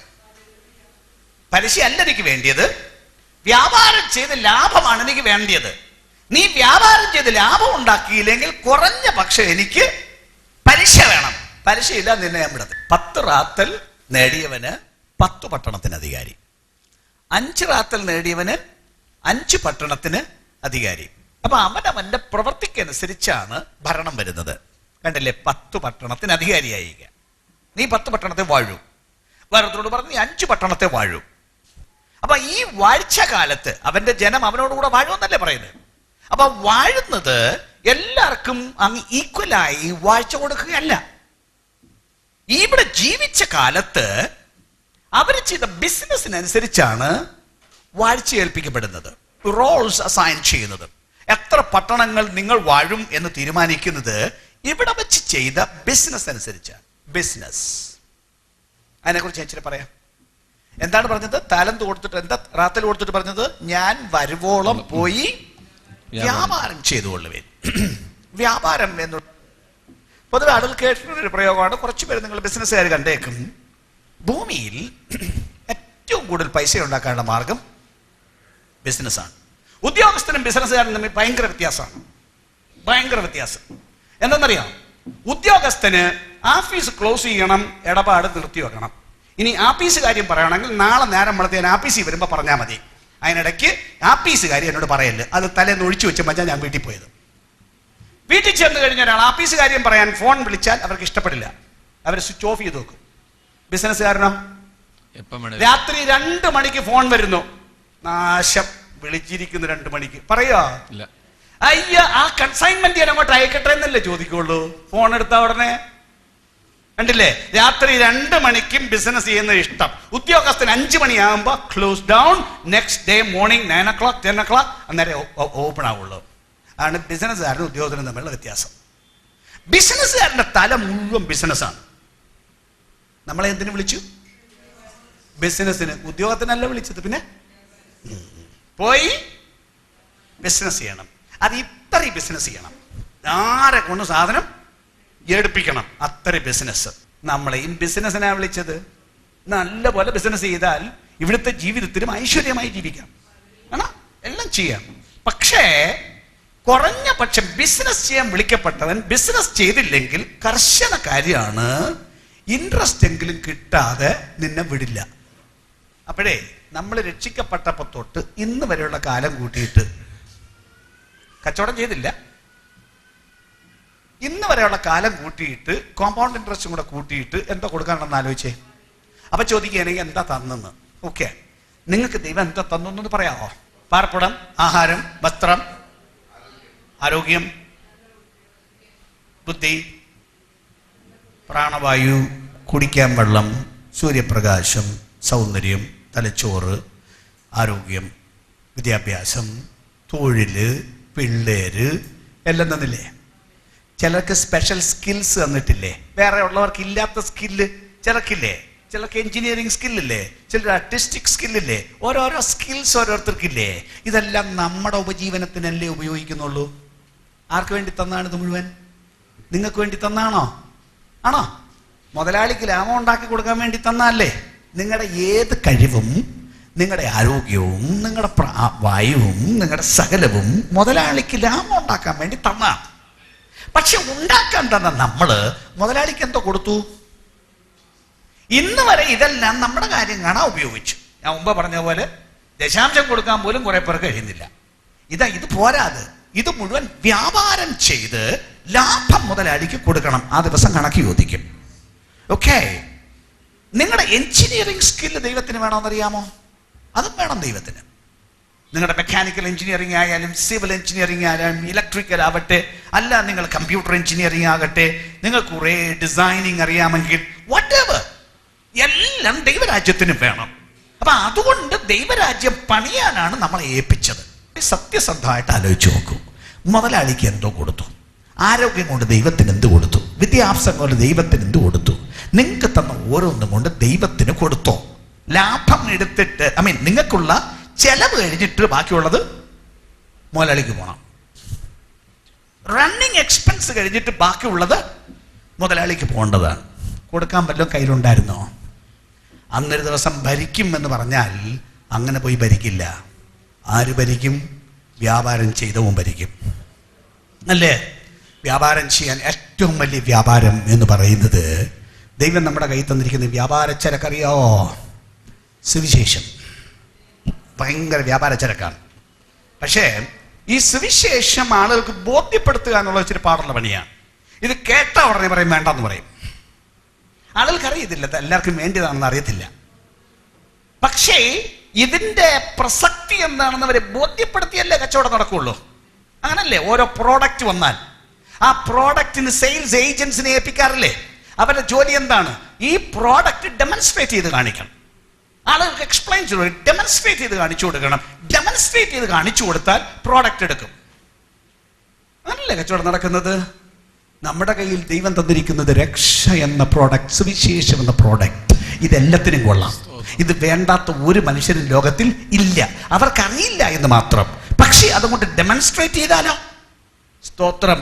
യേശു രക്ഷിക്കുന്നു നമ്മൾ പറയുമ്പോ തന്നെ കാര്യം വിശദീകരിച്ച് വരുമ്പോ അവരുടെ പാപത്തിന്റെ കെട്ടുകൾ അഴിഞ്ഞു പോകുവാൻ, അവരുടെ സങ്കടത്തിന്റെ കെട്ടുകൾ അഴിഞ്ഞു പോകാൻ നമ്മിൽ കൂടെ ഒരു ദൈവശക്തി അവരിലേക്ക് വ്യാപരിച്ചാലോ, അപ്പൊ അവർക്ക് ഉടനെ വേണമെന്ന് പറയില്ലേ?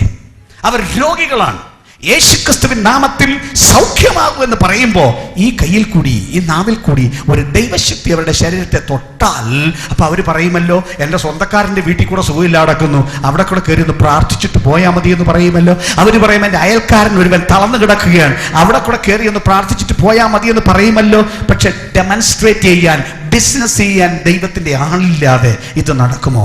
നിങ്ങളുടെ ഉപജീവനം കഴിഞ്ഞാൽ മതിയോ? നിങ്ങൾക്ക് പൈസ ഉണ്ടാക്കിയാൽ മാത്രം മതിയോ? നിങ്ങൾക്ക് സമ്പത്ത് ഉണ്ടാക്കിയാൽ മതിയോ? നിങ്ങൾ വലിയ ആളായി നടന്നാൽ മതിയോ? നിങ്ങളെ ഉണ്ടാക്കിയവന് നിങ്ങൾക്ക് കൊടുക്കാനുള്ള ലാഭം കൊടുക്കണ്ടേ? കച്ചവടം ചെയ്ത് ഇത് അവന് കൊടുക്കാനുള്ളതല്ലേ? നല്ല ആരോഗ്യം തന്നിട്ടില്ലേ? പോകാൻ ഭാഷ തന്നിട്ടില്ലേ? ജ്ഞാനം തന്നിട്ടില്ലേ? വലിയ വിരുദിന് വേണ്ട, ഇതിന് പരിശുദ്ധാത്മാവിന്റെ ദാനമാണ് വേണ്ടിയത്. അത് ആർക്കും കിട്ടും. വാഗ്ദത്തം നിങ്ങൾക്കും നിങ്ങളുടെ മക്കൾക്കും നമ്മുടെ ദൈവമായ കർത്താവ് വിളിച്ചു വന്ന ദൂരസ്ഥന്മാരായ ഏവർക്കും ഉള്ളതാണ്.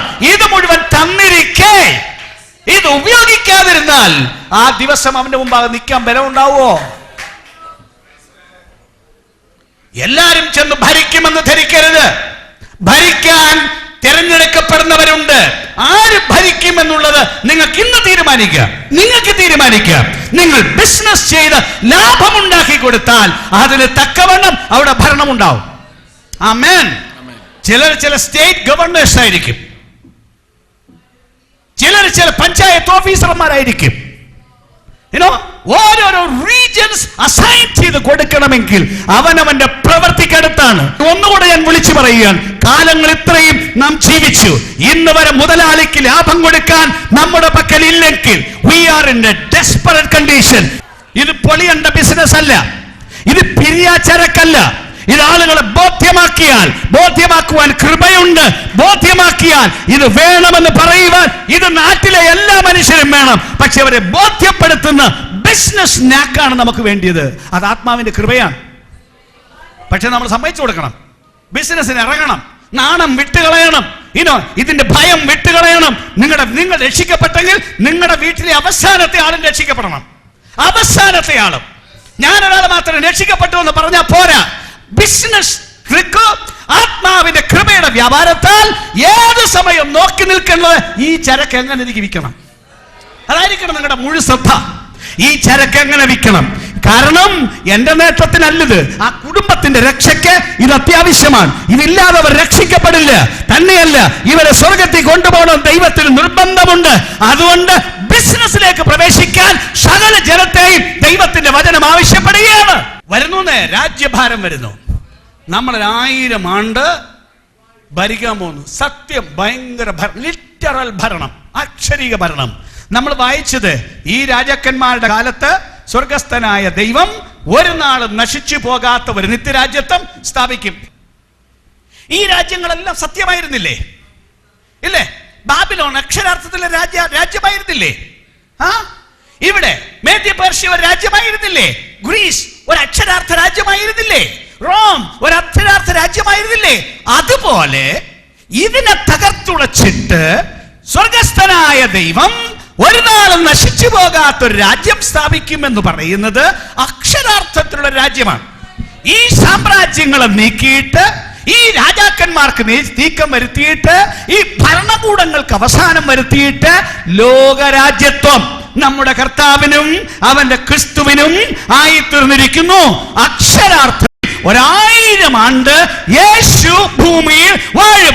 അവിടുന്ന് പരമരാജാവ്, രാജാവിന്റെ കീഴിലുള്ള രാജാക്കന്മാർ അവന്റെ ആളുകൾ. അവരാരാണെന്നാണ് നമ്മൾ പറഞ്ഞത്. ലിറ്ററൽ ഭരണമാണ് അന്ന് സംഭവിക്കുന്നത്. ദേശങ്ങൾ അസൈൻ ചെയ്ത് ഓരോരുത്തർ കേൾപ്പിച്ച് ഭരിക്കുന്ന ഒരു കാലം വരുന്നു.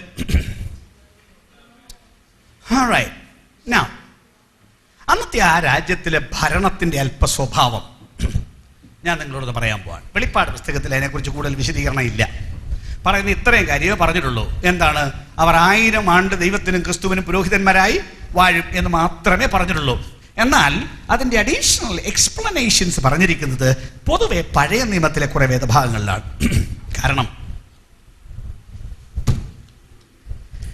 ഇസ്രായേലിനോടുള്ളൊരു വാഗ്ദത്വമായിരുന്നു, ദാവീദിന്റെ ഒരു രാജ്യം. അവർക്ക് നേരത്തെ ഒരു രാജ്യം ഉണ്ടായിരുന്നു, ആ രാജ്യം നഷ്ടപ്പെട്ടു. അവർ പ്രതീക്ഷിച്ചിരുന്നതും അക്ഷരിക ഒരു രാജ്യമാണ്. അത് കിട്ടാതെ വന്നപ്പോഴാണ് അവർക്ക് യേശുവിന്റെ ഉപദേശങ്ങളെ അങ്ങോട്ട് അംഗീകരിക്കാൻ കഴിയാതെ വന്നത്. അവര് അക്ഷരാർത്ഥത്തിൽ രാജ്യം കിട്ടുമെന്ന് പറഞ്ഞ് നോക്കിയിരുന്നതാണ്. അതല്ല യേശു കൊണ്ടുവന്നത്. എന്നാൽ യേശു പിന്നീടാണത് കൊണ്ടുവരുന്നത് തിരിച്ചറിയാൻ അവർ കഴിഞ്ഞില്ല. ഓക്കെ, അപ്പൊ ഈ അക്ഷരാർത്ഥ രാജ്യം കാത്തിരുന്ന അവരോടാണ് ഈ അക്ഷരാർത്ഥത്തിലുള്ള രാജ്യത്തിന്റെ ഒത്തിരി വിശദീകരണങ്ങൾ പറഞ്ഞിട്ടുള്ളത്. ഈ ഒരു കാലം, ഈ ഒരു കാലമാണ് ദൈവരാജ്യം സ്ഥാപിക്കപ്പെടുന്ന ഈ കാലം എന്ന് പറയുന്നത്. യേശു വന്ന് അങ്ങോട്ട് കഴിഞ്ഞാൽ ഉടൻ. അപ്പൊ ഞാൻ ഒന്നുകൂടെ പറയാണ്, അതിലെ പാർപ്പുകാരൊക്കെയാണെന്ന്. സ്വർഗത്തിൽ നിന്ന് വരുന്ന സഭയുണ്ട്, ഇവിടെ ഉയർത്തെഴുന്നേറ്റ് വരുന്ന പിശാചിന് വഴങ്ങാത്ത ആളുകൾ ഇവിടെയുണ്ട്. പ്ലസ് ഇവിടുന്ന് ജീവനോടെ ഇങ്ങോട്ട് പ്രവേശിച്ച രക്ഷിക്കപ്പെടാത്ത ആളുകളും ഇതിനകത്ത് ഉണ്ട്. ഭരിക്കുന്നത് പ്രധാനമായിട്ടും ഈ രക്ഷിക്കപ്പെടാത്ത ആളുകളെയാണ്. അവരുടെ ഒരു വലിയ സംഖ്യ ഉണ്ടാവും. ഓക്കെ, അപ്പൊ അവരെയാണ് ഭരിക്കാൻ പോകുന്നത്. ഇനി നമ്മുടെ ഭരണത്തിന്റെ nature of our rule, what is going to be the condition of the world while we rule. ദൈവഭരണം ഉദാഹരണം പറഞ്ഞാൽ, മിസ്രൈമിൽ നിന്ന് ഇസ്രയേൽ ഇറങ്ങി പുറപ്പെട്ടപ്പം മുതൽ ഒരു രാജ്യമായിരുന്നു. ആ രാജ്യത്തെ മോശ നടത്തിയെന്ന് പറഞ്ഞാലും ഭരിച്ചത് മോശയല്ല, ഭരിച്ചത് ദൈവമാണ്. മോശ ദൈവശബ്ദം കേട്ടൊരു പ്രവാചകനായിരുന്നു. അതാത് സമയത്ത് എന്ത് ചെയ്യണമെന്ന് ദൈവം പറയും, അത് വന്ന് ജനത്തോട് പറയും. അപ്പൊ ദൈവം പറയുന്നത് നടപ്പാക്കുന്ന ജോലി മാത്രമാണ് മോശയ്ക്കുണ്ടായിരുന്നത്. അദ്ദേഹം ഭരണാധിപനായിരുന്നില്ല. എന്നാൽ അക്കാലത്ത് ദൈവം ഭരിച്ചു എന്ന് പറയുമ്പോൾ നിങ്ങൾക്ക് ഓർമ്മയുണ്ടല്ലോ, ഭക്ഷണം ആര് കൊടുത്തു? അവർ കൃഷി ചെയ്തുണ്ടാക്കിയതാണോ? അല്ല. കുടിക്കാനുള്ള വെള്ളം അവരോരോരുത്തർക്ക് കിണർ ഒഴിച്ചുണ്ടാക്കിയതാണോ? അല്ലല്ലോ. പോയിടത്തെല്ലാം അവര് ദൈവം കൊടുത്ത വെള്ളമല്ലേ? ഓക്കേ, അവരുടെ സുരക്ഷിതത്വം എവിടെ നിന്നായിരുന്നു? അവർക്കുള്ള മേഘസ്തംഭത്തിലും അഗ്നിസ്തംഭത്തിലുമായിരുന്നില്ലേ അവരുടെ പ്രധാനപ്പെട്ട സുരക്ഷിതത്വം? ശത്രു സംഹാരത്തിൽ നിന്ന് വിടുവിക്കപ്പെട്ടത് പ്രധാനമായിട്ടും അവർ യുദ്ധം ചെയ്യേണ്ടി വന്നെങ്കിൽ പോലും ഇതിനകത്താണ് റിയൽ പ്രൊട്ടക്ഷൻ ഉണ്ടായിരുന്നത്. ഈവൻ എൻ്റെ ഭാഷ പറഞ്ഞാൽ അവർ എയർ കണ്ടീഷൻഡ് സിറ്റിക്കകത്താണ് താമസിപ്പിച്ചിരുന്നത്. ലോകത്തിരുന്ന് മനുഷ്യന് എയർ കണ്ടീഷൻ കെട്ടിടം ഉണ്ടാക്കാൻ അറിയാമെങ്കിലും എയർ കണ്ടീഷൻഡ് സിറ്റി ഉണ്ടാക്കാൻ ആർക്കെങ്കിലും അറിയാ? റൂഫില്ലാതെ, ഭിത്തിയില്ലാതെ നിങ്ങളെവിടെ നിന്ന് എയർ കണ്ടീഷൻ ചെയ്യും? പക്ഷേ ദൈവത്തിന് റൂഫും വേണ്ട, ഭിത്തിയും വേണ്ട, എവിടെ എയർ കണ്ടീഷൻ ചെയ്യാനും ദൈവത്തിന്? ആണ് ദൈവത്തിന്റെ സംവിധാനം. എയർ കണ്ടീഷൻ എന്ന് ഞാൻ പറഞ്ഞാൽ പകൽ മേഘസ്തംഭത്തിലും രാത്രി എയർ കണ്ടീഷൻ ചെയ്തതാണ്. ഇന്നത്തെ അർത്ഥത്തിലുള്ള എയർ കണ്ടീഷൻ ഇല്ല. അതിന്റെ real meaning of the word condition air. പിന്നെ അതിനകത്തെ ടെമ്പറേച്ചർ എപ്പോഴും പെർഫെക്റ്റ്, മേ ബി ഒരു 18 ഡിഗ്രി സെൽഷ്യസ്. സൂപ്പർ. അങ്ങനെ കൊണ്ടുപോവുകയാണ്. പക്ഷെ പുറത്ത് 50 ഡിഗ്രിയാണ്. ഇതിന് തൊട്ട് പുറത്ത് 50 ഡിഗ്രി സെൽഷ്യസ് ചൂടുള്ള സമയം, 55ന്റെ സമയം കാണും. പക്ഷെ ഇതിനകത്ത് എപ്പോഴും 18, 19 ബ്യൂട്ടിഫുൾ. ദൈവം അല്ലാതെ വേറെ ആർക്കെങ്കിലും ഇത്രയും ഭരണം കൊടുക്കാമോ? അതും ഭക്ഷണം കൊടുക്കുന്നതോ അവനവൻ്റെ വീട്ടുപടിക്കല്ലേ കൊണ്ട് കൊടുക്കുന്നത്? കടക്കാരൻ വേണ്ടല്ലോ, ട്രാൻസ്പോർട്ടേഷൻ കമ്പനിക്കാരൻ വേണ്ടല്ലോ, തൂക്കിക്കൊടുക്കാൻ ആൾ വേണ്ടല്ലോ, അവനവൻ്റെ വീട്ടുപടിക്കൽ ഫുഡ്. എന്തൊരു ഭയങ്കര ഭരണം ആരെന്നറിയോ? റിയൽ ഭരണം. ഓൾറൈറ്റ്, നമ്മുടെ ഭരണം അങ്ങനെ ആയിരിക്കും. പറയാൻ ഒത്തിരി നേരം ഇല്ല, ഞാൻ വേഗം പറയാം. ബാക്കി എൻ്റെ അടുത്ത് വായിച്ചു നോക്കാനുള്ള നേരം ഇല്ല. എഴുതണമെങ്കിൽ സ്പീഡിലങ്ങ് എഴുതിക്കണം. യെശയ്യാ പ്രവചനം 2-ാം അധ്യായം 2 മുതൽ 5 വരെ, 11-ാം അധ്യായത്തിൻ്റെ 10-ാം വാക്യം. എന്താ പറഞ്ഞറിയോ? എല്ലാവരും ഉത്സാഹത്തോടെ, സകല ജാതികളും ദൈവത്തെ ആരാധിക്കാൻ വേണ്ടി യെരൂശലേമിലേക്ക് പോകും. എല്ലാവരും ഉത്സാഹത്തോടെ ദൈവത്തെ ആരാധിക്കുന്ന കാലമായിരിക്കും. ഭയങ്കര സന്തോഷമായിരിക്കും. 12-ാം അധ്യായം യെശയ്യാവ് തന്നെ 1 മുതൽ 6 വരെ, 25-ാം അധ്യായത്തിൻ്റെ 9-ാം വാക്യം, 65-ാം അധ്യായത്തിൻ്റെ 18-ഉം 19-ഉം വാക്യം, യിരെമ്യാ പ്രവചനം 3-ാം അധ്യായം 17-ാം വാക്യം. അടുത്ത കാര്യം, യുദ്ധോപകരണങ്ങൾ പിന്നുണ്ടാവില്ല. യുദ്ധോപകരണങ്ങളെല്ലാം കൃഷി ഉപകരണങ്ങളായിട്ട് മാറ്റും. അപ്പൊ അതിൻ്റെ അർത്ഥം യുദ്ധം ഇല്ല ഇവിടെ. യുദ്ധത്തിൻ്റെ ഒരു ഉപകരണങ്ങളും ആവശ്യമില്ല. അതെല്ലാം അടിച്ച് ഉരുക്കി കൃഷിക്കുള്ള ഉപകരണങ്ങളാക്കി തീർക്കും. യെശയ്യാ പ്രവചനം 2-ാം അധ്യായം, മീഖ 4-ാം അധ്യായം 3-ാം വാക്യം. അപ്പൊ നമ്മൾ ഭരിക്കുന്ന കാലത്ത് ഒരൊറ്റ യുദ്ധവും ഇല്ല, ഒരു വഴക്കുമില്ല. സുഖം. അന്നത്തെ കാലത്ത് മുള എന്ന് പേരുള്ള ഒരാളുണ്ടാവും. പേര് മുള. മുള എന്നുള്ളത് യേശുക്രിസ്തുവിന്റെ ഒരു പേരാണ്. ദാവീദിന്റെ കുറ്റിയിൽ നിന്നൊരു മുള പൊട്ടിപ്പുറപ്പെടും. നമ്മൾ പറഞ്ഞില്ലേ, ഈശായുടെ കുറ്റിയിൽ നിന്ന് ഒരു ബ്യൂട്ടിഫുൾ ഒരാളായിരിക്കും. അന്ന് രാജാവായിട്ട് യഹോവ വാഴും. മീഖ പ്രവചനം 4-ാം അധ്യായം 7-ാം വാക്യം. മീഖ 4:7. മുളയെക്കുറിച്ച് പറയുന്നത് യെശയ്യാവ് 4:1, 11:1 മുതൽ 5 വരെ. യെശയ്യാവ് 4:1. യെശയ്യാവ് 4:3-4. ജനമെല്ലാം വിശുദ്ധരായിരിക്കും, പാപി അവിടെ ഉണ്ടാവില്ല, ഒരശുദ്ധനോടുണ്ടാവില്ല, എല്ലാവരും വിശുദ്ധരായിരിക്കും. യെശയ്യാവ് 4:5-6. പണ്ടത്തെ കാലം പോലെ അമിത ചൂടില്ല, രാത്രി ഭയങ്കര തണുപ്പില്ല, പിന്നെ പണ്ടത്തെ പോലെ തന്നെ പകൽ ഒരു മേഘസ്തംഭവും രാത്രി ഒരു അഗ്നിസ്തംഭവും വരും. പെർഫെക്റ്റ് കണ്ടീഷൻ്റെ എയർ കണ്ടീഷനാണ്. അന്ന് ലോകം മുഴുവൻ എയർ കണ്ടീഷൻഡാണ്. അങ്ങനെ ഒരു രാജ്യമാണ്, ലോകമാണ് നമ്മൾ ഭരിക്കാൻ പോകുന്നത്. ഒരു തരത്തിലുള്ള ശത്രുത്വവും ഉണ്ടാവില്ല. യെശയ്യാവ് 11:5 മുതൽ 9 വരെ. 35:9, 65:25. എന്താണ് പറയുന്നത് അറിയാമോ? ചെന്നായി കുഞ്ഞാടും ഒരുമിച്ച് മേയും. ഒരു പുള്ളിപ്പുലി ഒരു പശുവിനോടുകൂടെ മേയും. ഒരു കൊച്ചുകുട്ടി ഈവൻ ഒരു സിംഹത്തെ നടത്തും.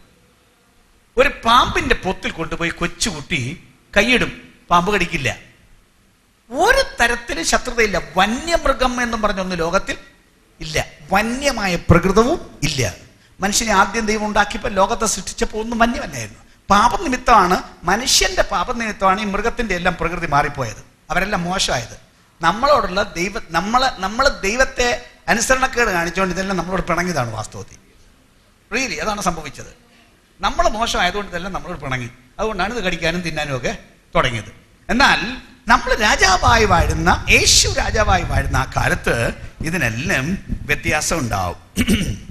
ഇസ്രായേലിനെ മുഴുവൻ പോയ എല്ലാ ദേശങ്ങളിൽ നിന്നും തിരിച്ചു കൊണ്ടുവരും. യെശയ്യാവ് 11:11-12.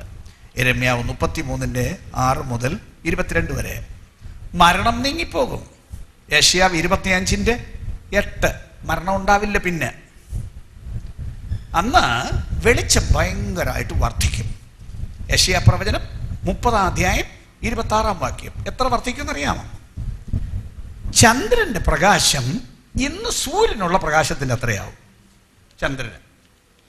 സൂര്യന്റെ പ്രകാശം ഇന്നുള്ളതിനേക്കാൾ 7 മടങ്ങ് കൂടും. ഓക്കെ. എന്നാൽ വേറൊരു കാര്യം കൂടെ പറയാമല്ലോ. ദൈവത്തിന്റെ ആളുകളെ കാണുമ്പം സൂര്യനും ചന്ദ്രനും നാണവും വരും. അന്ന് ദൈവത്തിന്റെ ആളുകളെ കാണുമ്പോൾ സൂര്യനും ചന്ദ്രനും നാണം. എന്താ നാണം? അവർക്ക് വെളിച്ചം ഒത്തിരി കൂടി. പക്ഷെ എന്നിട്ടും ദൈവജനത്തിന്റെ വെളിച്ചത്തിന്റെ അത്രയും ഇല്ല. അന്നേ 1 യോഹന്നാൻ 3-ാം അധ്യായത്തിന്റെ 2-ാം വാക്യം അറിയാമോ? നാം അവനെ താൻ ഇരിക്കും പോലെ തന്നെ കാണുന്നതാകൊണ്ട് അവനോട് സദൃശ്യന്മാർ ആകും. ഫിലിപ്പി ലേഖനത്തിലെ വാക്യം നമ്മുടെ താഴ്ചയുള്ള ശരീരത്തെ അവന്റെ മഹത്വമുള്ള ശരീരത്തോട് അനുരൂപമായി രൂപാന്തരപ്പെടുത്തും. ദൈവജനത്തിന് എന്തോ ഒരു ശോഭയായിരിക്കും അറിയാം. സൂര്യൻ 7 മടങ്ങ് വെളിച്ചം കൂടിയപ്പോഴും നമ്മളെ കാണുമ്പോൾ സൂര്യന് നാണം.